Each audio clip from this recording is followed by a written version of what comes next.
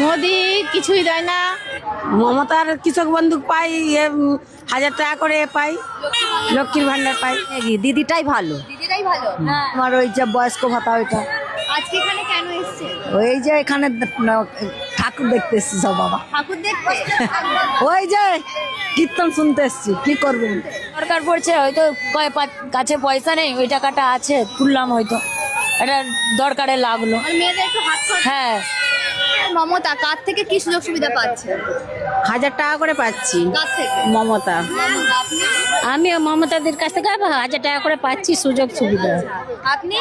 মমতার কাছে 1000 টাকা। আপনি? সনাতন ধর্মের লোক আমরা, হচ্ছে সনাতন ধর্মকে ভালোবাসি। প্রধানমন্ত্রী নরেন্দ্র মোদী আছে কেন্দ্রে, আর রাজ্যে মুখ্যমন্ত্রী মমতা ব্যানার্জি, কার থেকে কি সুযোগ সুবিধা পেয়েছে?